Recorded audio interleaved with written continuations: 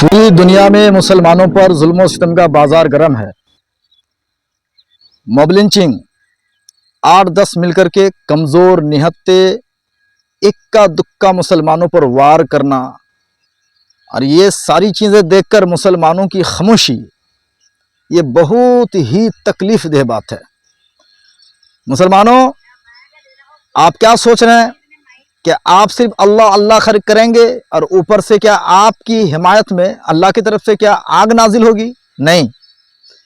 याद रखिए, जब तक बंदा खुद अपनी मदद नहीं करता, जब बंदा खुदा अपनी मदद करने के लिए, अपनी कौम की हिमायत के लिए अपने आप को मजबूत नहीं करता, उठ खड़ा नहीं होता, तो अल्लाह की रहमत आते आते भी वापस चली जाती है।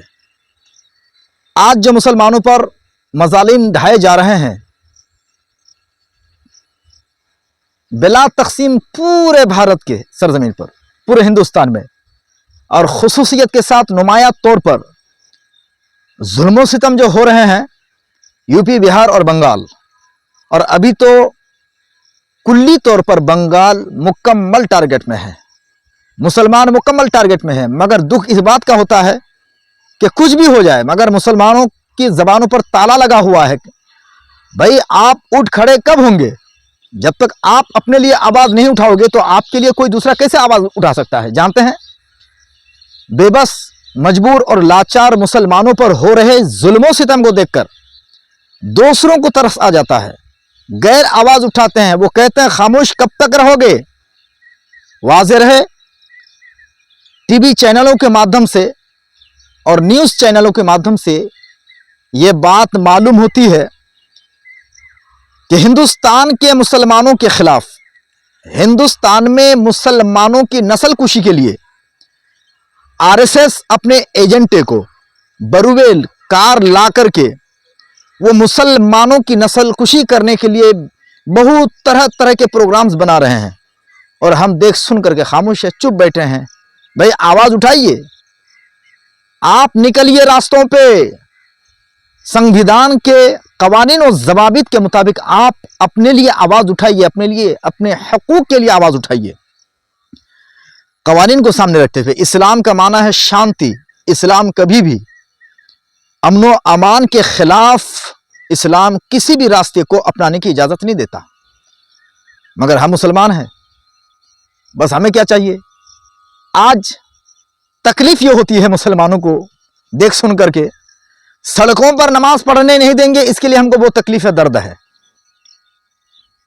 हाँ, ये और बात है, लिल्लाहि मा फिस समावाति व मा फिल अर्द, सब कुछ अल्लाह अज़्ज़ व जल के लिए ही है। मगर वाज़ेह रहे कि यकीनन पूरी जमीन अल्लाह की है, पूरी जमीन अल्लाह की है, पूरी जमीन अल्लाह की है। आप हर जगह नमाज पढ़ सकते हैं,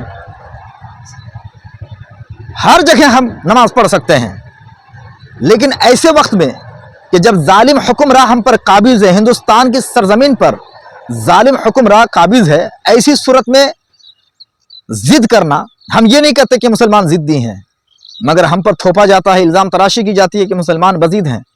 और कब?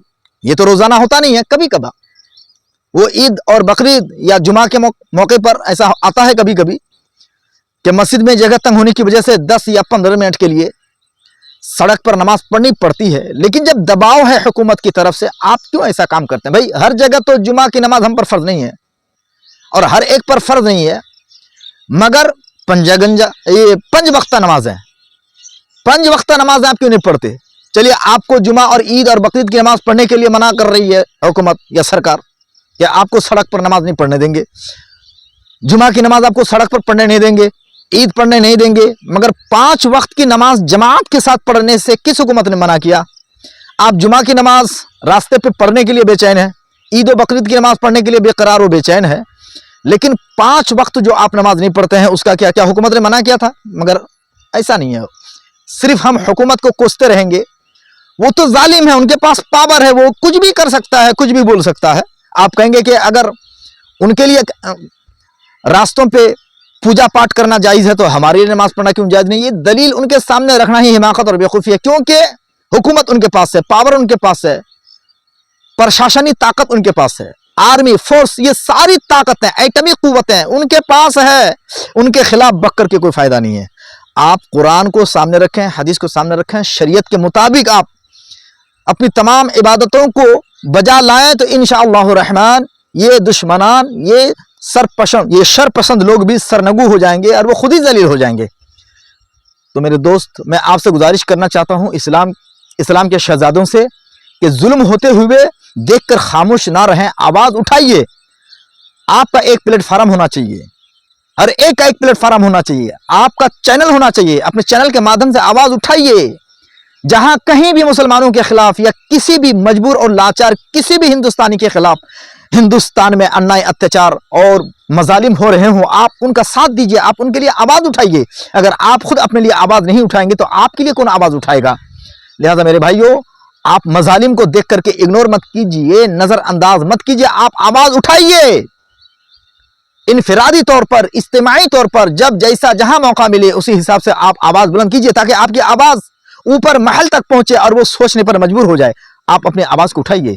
आप अगर अपनी खुद मदद नहीं कर सकते हैं तो आपकी मदद कोई भी करने के लिए तैयार नहीं होगा। यहां तक कि अल्लाह रब्बे कदीर जो हमेशा आप पर रहम करम फरमाता है, अगर आप अपने ऊपर रहम करम नहीं करोगे, आप अपने लिए आवाज नहीं उठाओगे तो अल्लाह ताला की रहमत भी आते आते लौट के चली जाएगी वापस और आप हाथ धर के रह जाओगे और बस आप तके तके रह जाओगे। अल्लाह रब्बे कदीर हम मुसलमानों को हक बोलने और मजलूमों के खिलाफ आवाज बुलंद करने की तौफीक अता फरमाए।